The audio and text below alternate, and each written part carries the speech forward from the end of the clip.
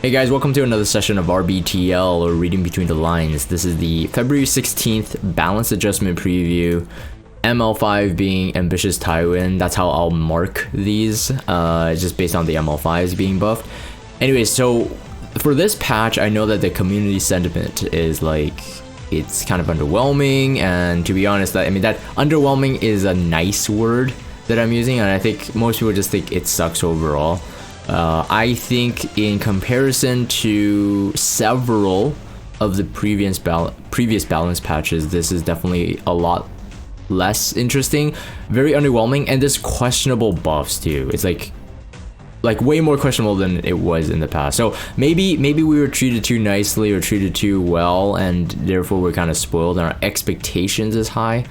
But I think that there's something like underlaying to this one. I honestly think that, you know, outside of like Ambitious Tywin and Fairytale being kind of like debuff heavy, or they're trying to make them better, it seems that they're continuing on this trend of having debuffers be very strong right now. Perhaps sooner or later we'll have that 5-star version of Crimson Seed, or a hero that tops hand guy, tops ML Cowrick.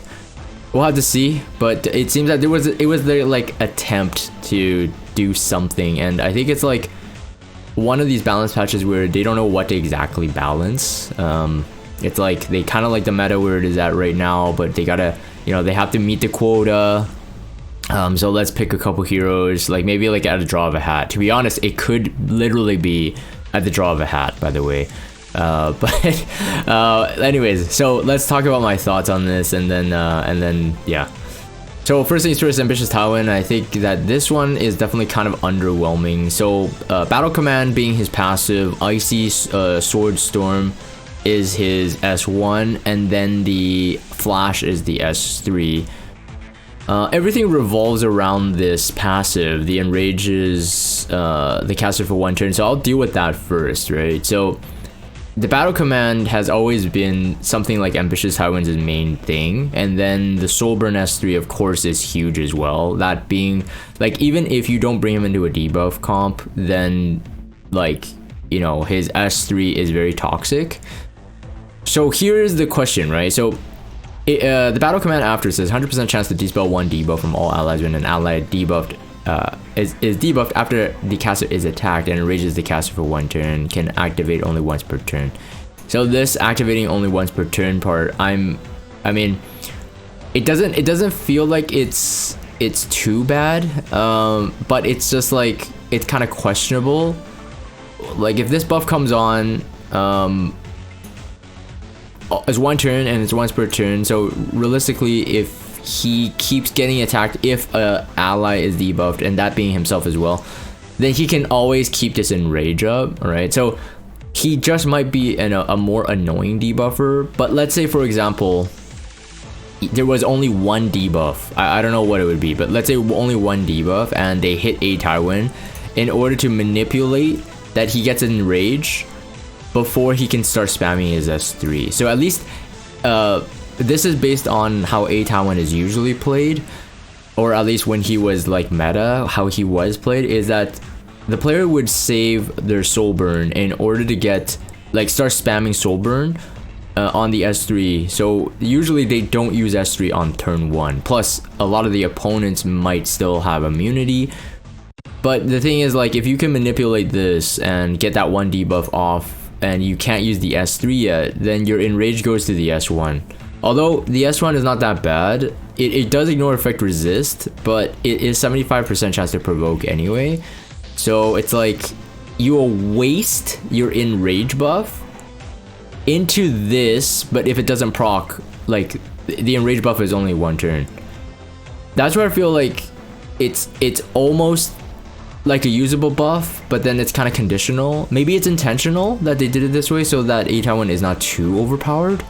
But let's say, for example, you are brought into a really heavy debuff comp, and the opponents have no choice, let's say Solitary or something, no choice but to get his enrage up, and maybe you don't land a blind on him or something, and he is left open to start spamming this, then yes, it can be very deadly. So if you soul burn, you I think it says it in the skill, right? No, it doesn't say it in this skill, the soul burn here, but instead of decrease speed, you also decrease defense, right? So in this sense, it is okay. And like I said, if you're in rage, you ignore effect resistance on the provoker as well. That's good as well. Like you could stall a Destina or something crucial on that turn, right?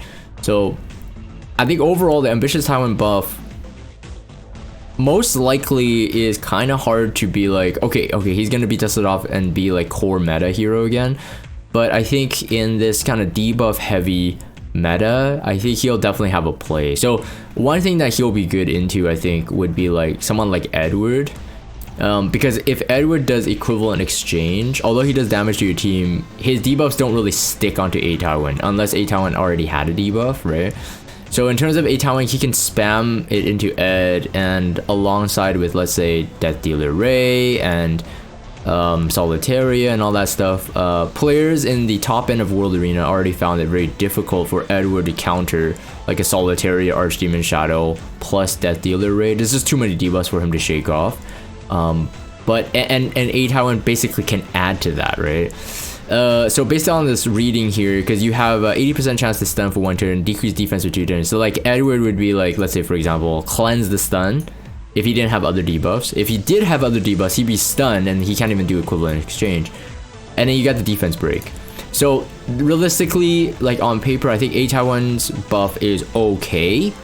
It's just kind of confusing with this enraged turn thing, being able to be manipulated so that you can't spam on the S3. But like I said, I think if it was intentional, then they designed it well, right? They didn't make him too overpowered, made him kind of conditional overpowered. But I think that with this buff, ATwyin will be used, and it's not like he wasn't used. He was still strategically used in the right place. But now with the ER ignoring effect, I think going into something like Destina and other high ER heroes make him more viable.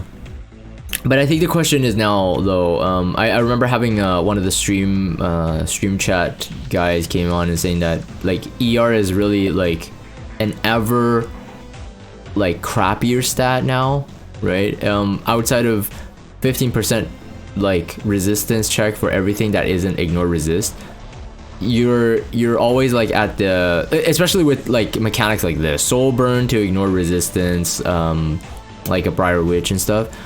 But then now you have this, right? So we'll have to see how the meta shifts. I think Hand Guy, honestly, his value just keeps going up. You know, there was a time where he kind of dropped down, and then it just keeps going up because he's the only debuffer, or sorry, only cleanser that can cleanse like on the turn he wants without him being pinned down to cleanse, right? So even Destina can be like, you know, stunned from like a Pirate Captain Flan or something with 250 effect or something. So like Hand Guy remains to be something that is a hero that is so good. We might have to see another Hand Guy or something like him in the future soon. Otherwise the debuff meta, and Crimson Seed nerf too, right? So alright, so let's talk about Melissa. Alright, so people have been really upset about Melissa, and Melissa has been under buffs and had EEs for it happened too much that I think people are just getting really pissed off that they can never get it right. So Manifestation is the S2. Attacks the enemy, unleashing their inner rage before granting immortality and immunity cast for 1 turn. This skill cooldown is reset if the enemy is defeated. Damage dealt increases proportional loss to caster's lost health. So it's extra damage, so that's kind of good. Now the Blood Bloom, the change, even though they did put this as a green, some people have said that this is a nerf. So when I was reading it, I was like, I didn't really see it as a nerf, but then, you know, thinking about the actual mechanics, if I was gonna bring Melissa into a fight and I curse the enemy, wouldn't I want the extra damage from curse to kill, right? Although if you're killing based off the curse pop, Manifestation doesn't, I don't believe it resets. I think it has to actually kill, so you have to kill through it. Maybe that was their intention. It's like, oh, it doesn't matter anyway. But in terms of like, let's say World Arena, where the goal is to get rid of as many heroes on the field as possible on your opponent's side, then the curse being removed from the target is kind of silly, right? It is kind of silly, because what if you're not just trying to extend this? What if you're just trying to get the kill? But the fact is that now curse inflicted on all allies except for the target by a single attack will also be suffered by target as additional damage at the end. The curse damage is increased. So unless the curse damage is like double or something, I don't see how that is good, right? So like I said, the concept for World Arena is that how can you get their heroes off the field? So everything has to be equalized, everything has to be kind of balanced. So if you're removing it from this target, you better make up for it on your opponent, right? The one that's going to actually like share that damage. So we'll have to see. You gain extra souls as well. I suppose that's okay, but then that's pretty much it. So I am not seeing Melissa's buff becoming too crazy, unless again this curse damage is insanely different. Otherwise her interaction is still pretty much the same. She has just like any other damage dealer right now that is squishy, has survival issues. So unless you get the S3 into the S2 beforehand, you're not gonna have an immortality, right? She is not a ranger, she doesn't have guiding light, and you'd have to be protected. But then at the same time, if that's the case, if you're gonna protect a squishy DPS, why not just use another DPS, right? That was the issue with like Giselle or something like that. So yeah, we'll have to see. Increased damage though, so that means that if you can get into the manifestation and start killing off your enemies, she will forever have better value, right? Because most of the times Melissas don't end up at max HP like in the fight, in the course of the fight, but if she can keep the immortality up for the entire time, then I guess this is good value. But outside of that, kind of questionable. Alright, Kise is getting the same treatment as we saw for Vildred, but except I think she has a weaker buff compared to Vildred. So damage dealt increase with Dark Scar, so this is the S2, penetrates the defense at 30%, and so it's just that, right? So remember the Vildred buff a couple patches ago, which is like S1, S2, S3 is like all damage dealt increased. That was kind of low-hanging fruit type of buff, and this is the same thing, right? When I'm talking about low-hanging fruit is like literally draw of the hat. It's like, hey, which DPS? Hey guys, let's write down all these DPSs and put them in the hat and shake it up and pull out a name. And whichever, you know, hero, like a DPS, like a thief or maybe a mage gets pulled, let's increase some damage, right? And then Kise getting the extra damage, sure, that makes her like reach for maybe Spec Tenny better. Like this is like the only thing I can think of. Reach for stealth heroes. Otherwise, yeah, I mean, Kise is really good. S1 soul burn, being a tank buster, I think that usually is really her kind of specialty. The reset of course is good, the stealth, all that is good, the barrier strength increase is also good in stealth, and getting a fatter barrier means that it's going to be harder to reach. But again, Kise would need to be in Wind Rider, continually be in stealth in order to have that protection, right? So even if the barrier was super fat, it's not going to, I mean, it stays as long as the stealth itself, right? So outside of people trying to get her revealed through AoE damage, it's actually not super beneficial if you think about it, right? So if she has the barrier and she has stealth, and let's say she has Aureus Protector, it's still already really hard. So regardless of whether this barrier strength is increased or not, it's already really hard to knock her out.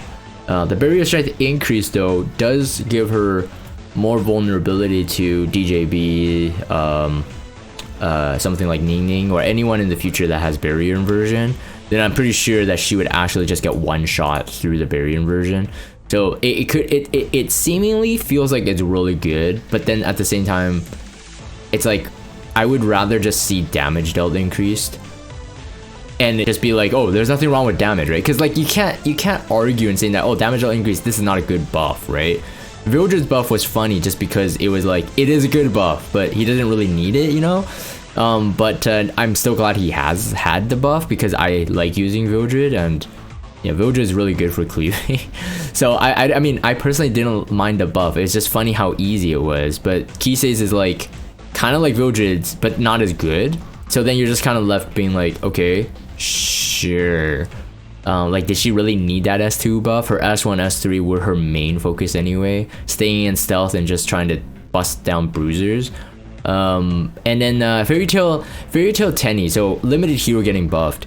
This buff is actually one of my favorite ones. This one feels like it makes the most sense. So pretty simple, one pair. Instead of a 45% chance each to poison for 2 turns, which had always been very questionable, you'd have to really rely on your artifact, Abyssal Crown or Zero Ren for her S1 to really do anything, because the poisons didn't do enough damage in a PvP fight. But now it's 75% chance to inflict redirected provoke for 1 turn. So that means that even if she doesn't have any other provoke hero supporting her, she will be able to activate her S2 when her turn cycle resets, right? Before in the past, like after she did the S3, she would have to literally wait for like an FCC or any other knight that has provoke for her S2 to have a second turn or second round. That had always been a flaw, and I even said that when I initially talked about her. But now that this is redirected provoke, it synergizes really well with her kit. It gives her more versatility, so like, you know, you force people away from her so that she can keep spamming S2. So whether you're on Abyssal Crown or Zero Ren, but really realistically the juicy bit is the decreased defense, right? That was always the big thing. The silence was big as well, but the unhealable was questionable. The decreased speed makes her just like a Tywin. Decreased speed, being able to cycle this so that if she's built pretty fast or you have a CR manipulator, she can get into the S1s, Soul burn is 20 soul for an extra turn. So realistically, if you think about it, if you accumulated souls, you can soul burn this 75% chance onto two characters, and then she'll be able to spam it better, right? So, and then you'll be able to lap with the decreased speed on your opponent, and then therefore the S2 passive also regenerates or resets potentially even before your opponent goes. So overall, I think F10's buff was really simple, like on paper really simple, but really nice. But again, it's like, okay, that sounds pretty disgusting. And F10 was kind of like out because of like hand guy's prominence. And again, going back to that subject about all these debuffers, we kind of need a more consistent dispeller. Someone like Dilibet honestly only shines in a fight where she can punish the opponent for debuffing her, and then while killing your opponent fast. So if your opponents are really heavy debuff, but they're really bulky, which is the debuff in this meta right now, if they're really bulky, then Dilibet loses value because she cleanses once, but then what does she do with the rest, right? So hand guy is a bit better because the immunity that keeps up, and then by the time your immunity pretty much fades out, he will almost have his S3 ready again, and then therefore he can cleanse. So that's the, so yeah, we'll be, I'm pretty sure there's gonna be another hand guy coming.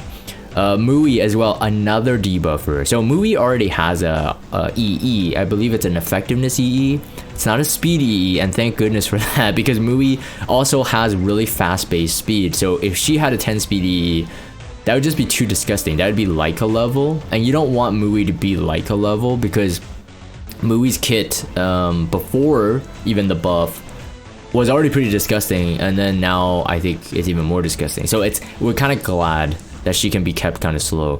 The only issue is that after her buff, the players who can have access to making her still 300 plus speed, so usually whales or Luxacs, they're gonna have a lot of fun with Mui, that's for sure. So anyways, let's talk about Lash first. So Lash is the S1, and a 75% chance to target for 2 turns. Now it does have to hit, so you're not gonna be able to, like, let's say for example, like as S2 does do a target debuff for 2 turns, but doesn't have to hit. So it can hit, or it can land on evasion hero without much punishment. So the target debuff increases the damage dealt by 15%, also a hit chance of 15%. So you could do that to an evasion hero and then get a pretty decent chance of actually hitting them. But for her, you will have to actually land it. So she's not gonna be able to do that same effect. However, like I said, it still does increase damage, so the S1 does seem pretty good here.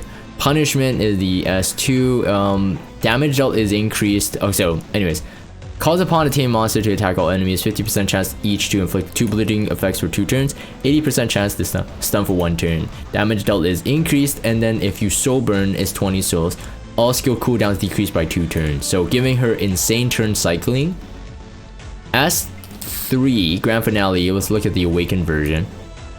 Drives monsters forward to attack all enemies, dispelling 2 buffs. Grants increased attack to all allies for 3 turns. And then increase combat readiness of the caster by 25% per critical hit. The turn cooldown is extended, and the soul generation is lowered. Imprint concentration also improved, where the dual attack chance had always been kind of bad, but it's even worse because dual attack chance innately has been lowered, right? So from 5% to 3%. So if this maintains, this is a really low value imprint concentration, so that this effectiveness imprint concentration is good.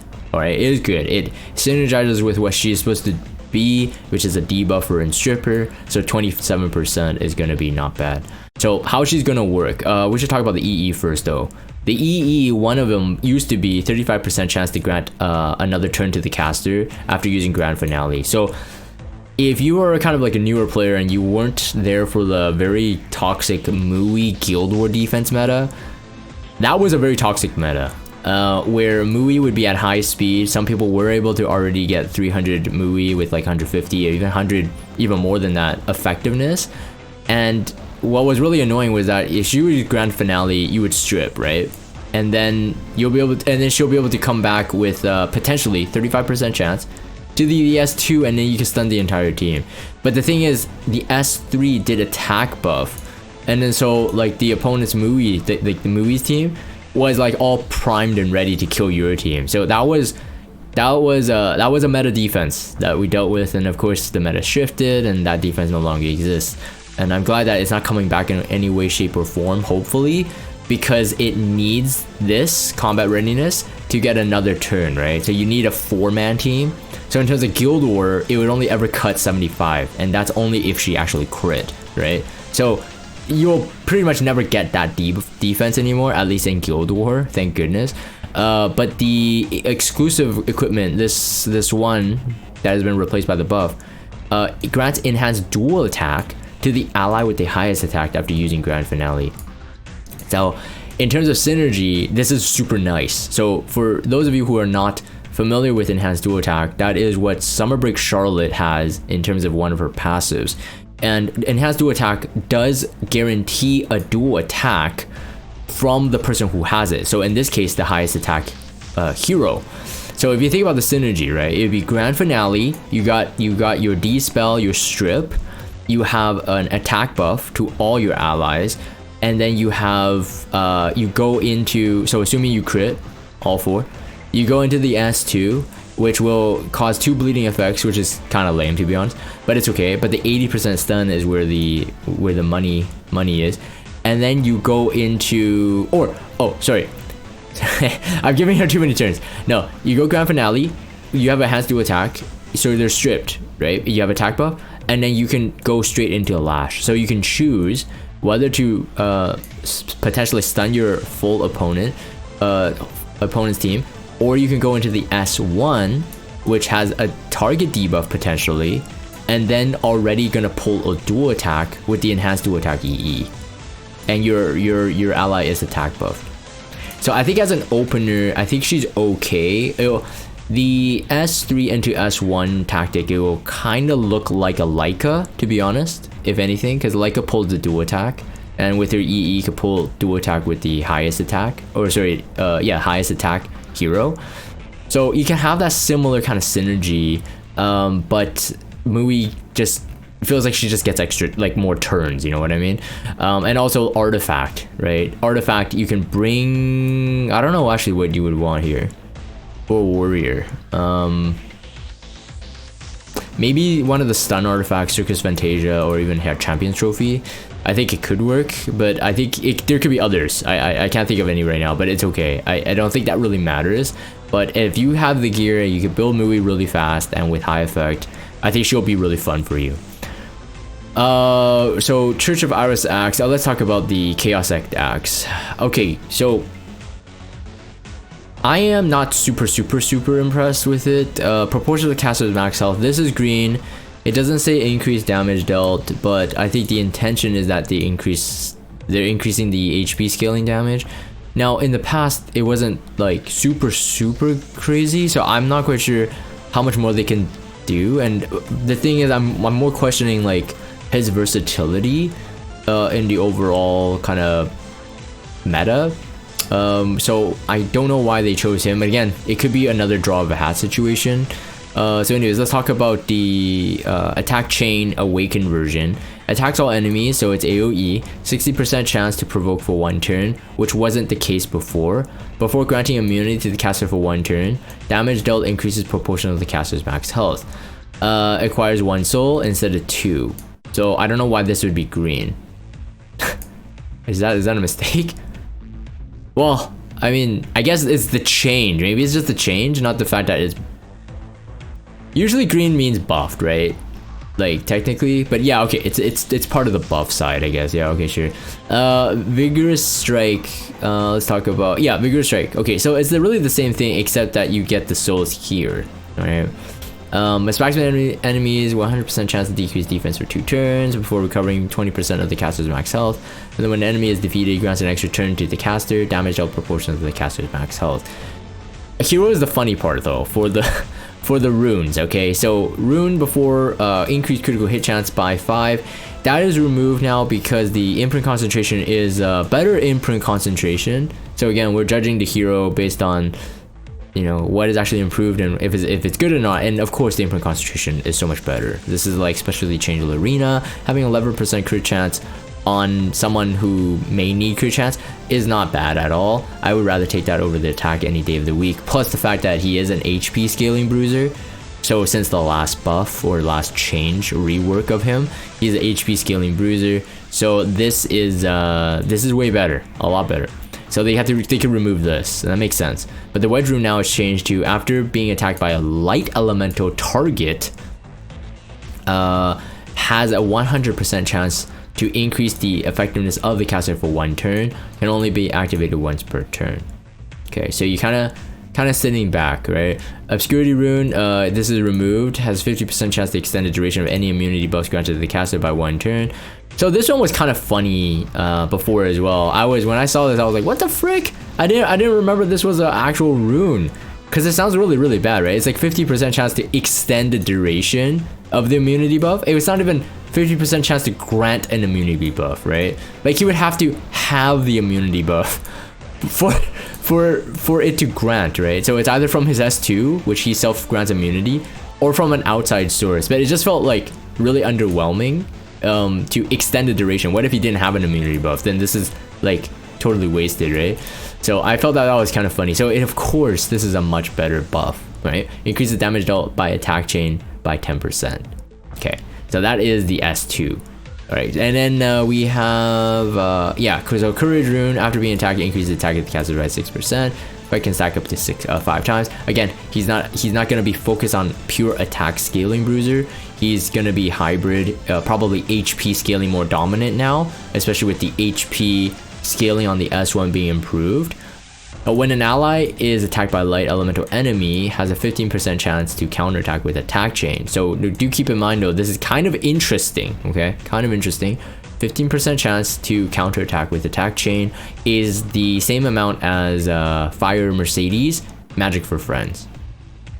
Attack chain is AoE though, so that is kind of nice. And the AoE of attack chain does provoke opponents for 1 turn, and if you are hit by a light elemental, you have 100% chance to increase the effectiveness of the caster. So in terms of like, let's say I'm just gonna use a hypothetical situation. Let's say Specialty Change or Savior Aiden did the S2, right? So I think this counts. If you did the S2, he'll get the effectiveness buff. When an ally is attacked by a light elemental enemy, has 15% chance to counterattack with attack chain. Because the fact that this doesn't say when an ally is attacked on the enemy's turn, I think this may don't quote me on this, but may act like Mercedes. So it might work. Actually, I don't. No. Actually, I don't think so. Actually, because Mercedes, I don't believe it actually says counterattack. One sec. Let me double check. If it doesn't say counterattack, then no, this doesn't work. So see here. Yeah, no. So it won't work. So Mercedes artifact, I just did a reading of it. Doesn't say counterattack. So this has to be counterattack. So that means it has to be on the opponent's turn. So it's not like a counteractive thing. It has to be like the opponent has to attack and then he can do it. So okay, so I mean it's kind of okay, kind of not okay. Like it just really depends. I don't foresee him having a real specialty right now in the meta. Like he's not like dark elemental LQC. He has like a bit of like damage with potential sustain and some like debuffs. I mean, defense break is scary. He has effectiveness buff, some provokes, and potentially it's AoE provoke technically, and maybe has a chance to even cast that AoE provoke again. So like maybe on counter set if you were building him, counter set bruiser, but I personally wouldn't waste any gear on him unless you're just like totally just playing around for fun. Guide to a decision buff, 30% increase instead of 20%. I'm not gonna say much here. It's good because the buff is literally an increase in number, so you know you can't go wrong with this buff. So let's just move on. And then Wall of Order though, because this is a limited artifact, it is Landy's artifact. You will have to gauge this properly, right? So you're increasing the chance to increase the attack or grant the greater attack buff, 2% per buff. So it's not nothing. You're like much likelier to get the buff. As compared to before. But at the end of the cast's turn, grants a barrier equivalent to up to 50%. So assuming you have a maxed artifact of the caster's attack for one turn. So if you get the gab, right? If you get the gab, then the barrier is going to be super fat, right? The question would be like, who would benefit from this the most, right? There were some people saying Opsig, and Opsig might be the play since like if you're gonna use like Operator Sigrid, you are going to bring her into a barrier heavy team, right? So therefore they will have buffs.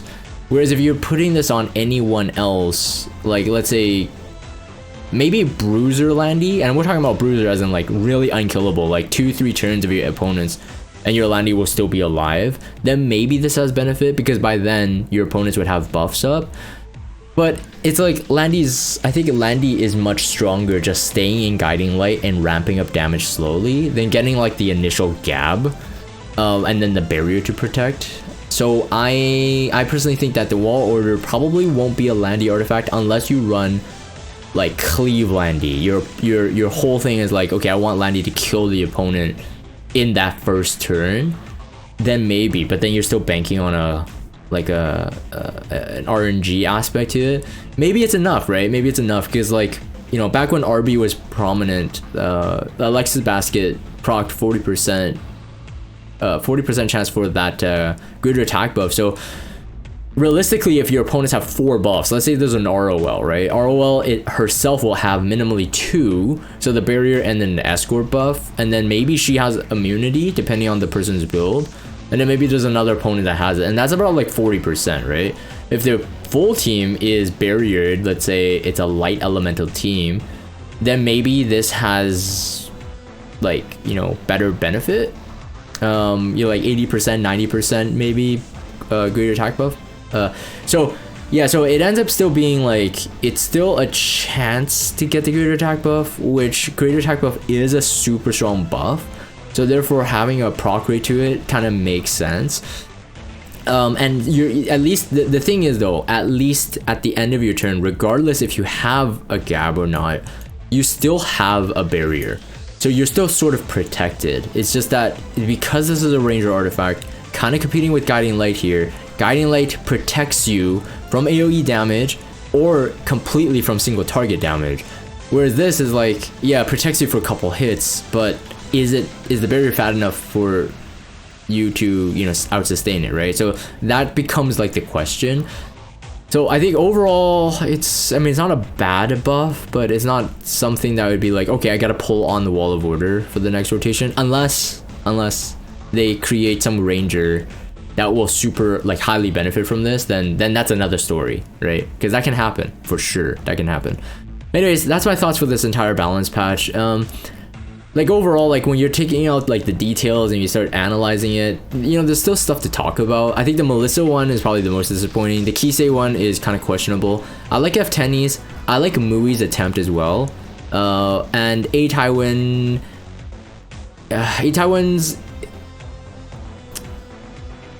he becomes more prominent as a debuffer than like a cleanser, right?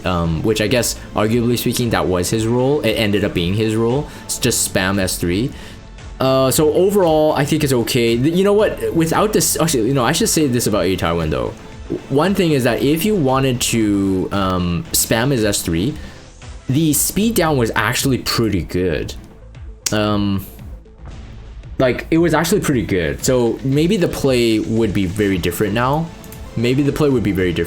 It's all about using him as a way to like maybe like reverse cleave. Actually, I'm thinking about this right now. Maybe to reverse cleave, hold Aureus or something for your team, and then defense break the entire team. Maybe he's like 250 speed, and then finish off your opponent. Maybe that's the play. I don't know. Anyways, that's my thoughts. Let me know what you guys think in the comments down below. Individual heroes, my thoughts on the balance patch and all that stuff. I'd love to read your comments. I'm gonna end this here. If you guys have Discord, check out the Discord server. Follow me on Twitter. Subscribe to YouTube if you haven't. And as always, thank you guys for watching, and I'll see you guys next time.